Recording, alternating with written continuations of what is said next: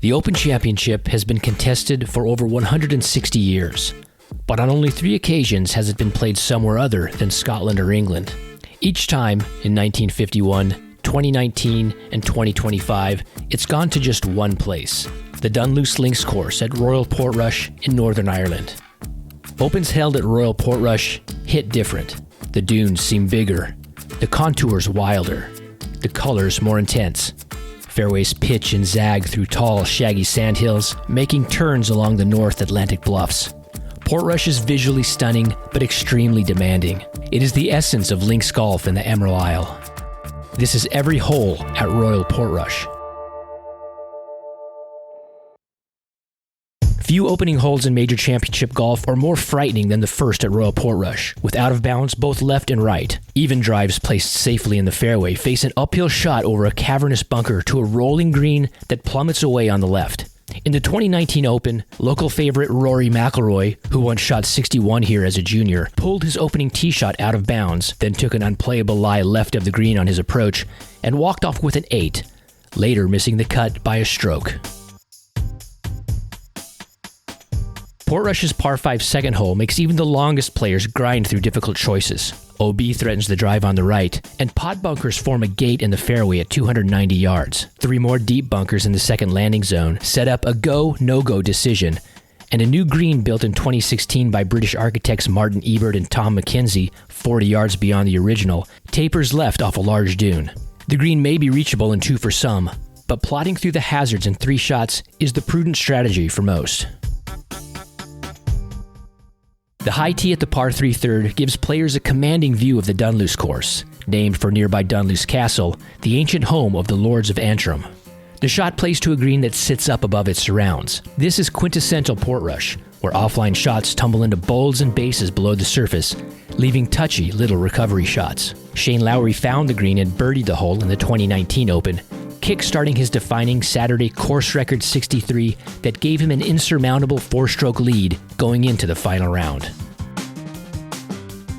Out of bounds lurks along the right edge of the fairway at the long par 4 fourth, now playing over 500 yards. The fairway is a sea of humps, hollows, and 2 bunkers nervously edging into the field, pushing tee shots toward the boundary. The greens at Portrush alternate between open and exposed like the third, and others like the fourth tucked into the surrounding dunes. The close coziness of this putting surface, partially hidden behind 2 high fronting mounds, belies the demands of this monstrous hole. The par 4 fifth, moving toward the ocean, has long been one of Irish golf's most beautiful walks. The tee shot beckons you to cut the drive across a desert of sandhills, and long hitters can reach the green, though they must be wary of 2 flanking pot bunkers and a deep pit on the right. The slender stepped green, recently expanded at the rear, teeters on the edge of the Atlantic cliffs, and on a clear day, golfers can see the western regions of Scotland across the sea. Shane Lowry birdied this hole all 4 rounds in 2019.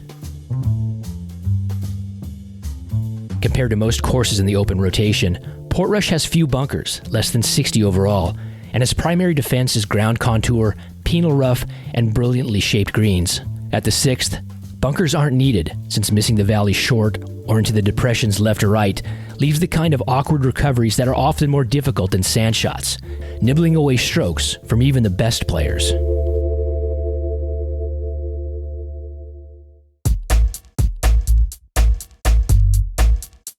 Golf at Royal Portrush dates to 1888, but the current Dunluce course was created by architect Harry Colt in 1932, with new holes doglegging through unused dunesland northeast of the existing layout. Major changes came again before the 2019 Open, when architects McKenzie and Ebert lengthened and remodeled the course, adding bunkers and tweaking several of the crowned greens. Colt's original 17th and 18th holes on the opposite side of the clubhouse were replaced by 2 newly constructed holes over portions of the club's valley course, as well as an inviting section of virgin dunes. The first of these new holes, named Curran Point, was slotted into the routing as the 7th, a par 5 plunging along the foot of the site's steepest sandhills, with a gaping fairway bunker on the right that replicates the old Big Nelly bunker that once framed the drive on Colt's abandoned 17th. The fairway snakes upwards through the valley, tightening toward a green benched into a circular amphitheater, with plateau and swale contours designed to emulate the rolls of Portrush's other putting surfaces. The new 8th hole is another fierce addition to the Portrush routing, doubling back in the opposite direction of 7.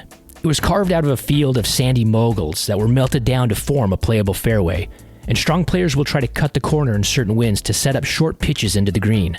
This is another Colt-inspired exposed putting surface that slips off into hollows, including a particularly penalizing drop on the left, so careful approaching is mandatory. Royal Portrush is one of Championship Golf's great driving tests. If you don't put your ball in the fairway, you won't score. The par 4 9th, formerly the 7th, begins a 3-hole stretch of robust 2-shot doglegs that loop through the heart of the Dunluce routing and put extreme emphasis on driving accuracy. Players must pick an aiming spot over the corner of the blind fairway and fit the ball between the rough and bunkers. Aside from the carve-out short right, the green is low and subtly contoured, gently tapering at the edges to accept run-up shots if necessary. The mid-length 10th, switching directions back toward the bluffs and bending hard to the right, was added by a club professional during a reconfiguration in 1939. While not an original, it still demands the kind of strategic calculation Colt was known for. A conservative drive leaves a longer blind approach over the corner, but the view of the green opens to those who risk pushing driver farther into the narrows. The seductively shaped green, crafted by McKinsey & Ebert, presents accessible hole locations in the front, with rear pins snuggled into a pocket of dunes. The 4 most difficult holes during the 2019 Open came on the second 9, beginning with the 11th, the toughest, that played to a stroke average of 4.35. A par 5 for members, it's a par 4 during the Open, with the tightest tee shot on the course that must be threaded through fescue hummocks, with no bailout, though long players can drive over the corner in normal conditions. The approach across a deep valley that years ago contained a drainage berm is equally exacting, since the slope of the land and the green's false front will send any shot coming up short rolling back down to the bottom of the basin. The fairway bunkers on most links courses typically sit off to the sides to catch offline drives or those swayed by the wind. At Portrush, they tend to live inside the fairway lines, like at the short par 5 12th, bottling down the already narrow landing strip to a mere 22 yards.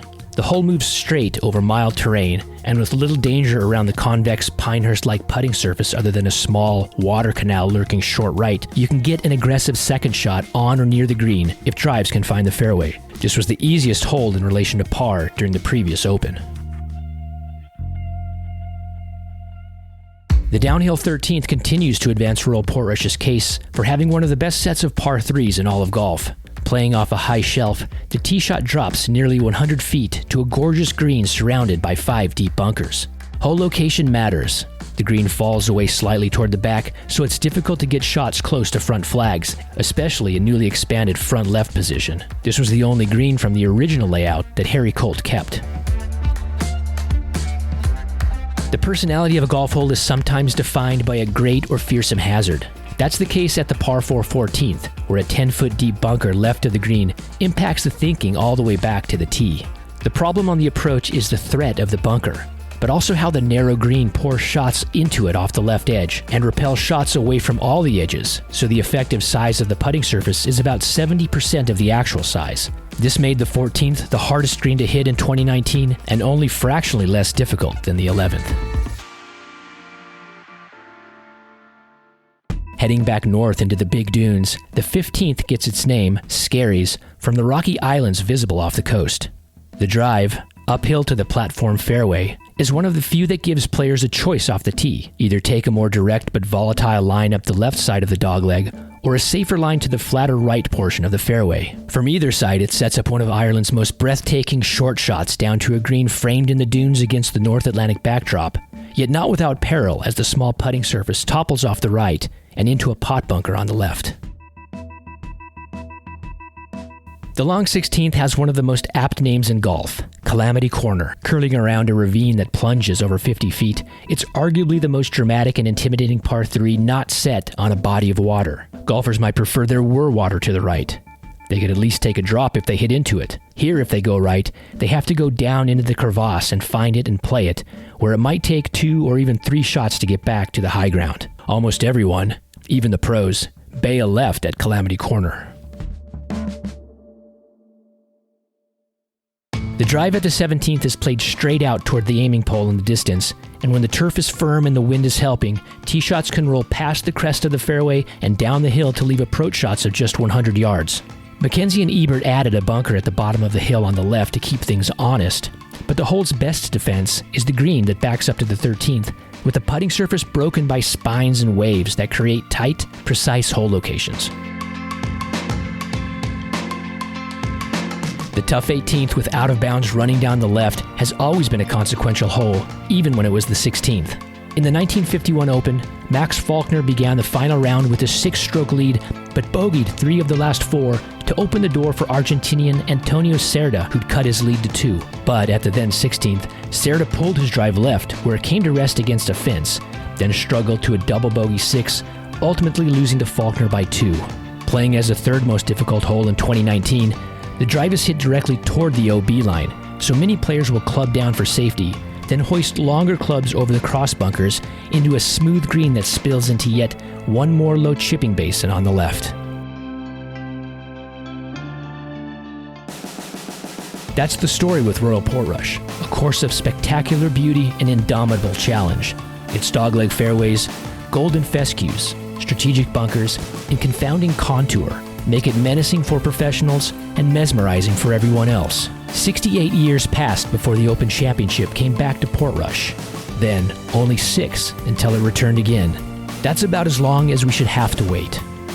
Let it be that these emerald links are never farther from our eyes than that.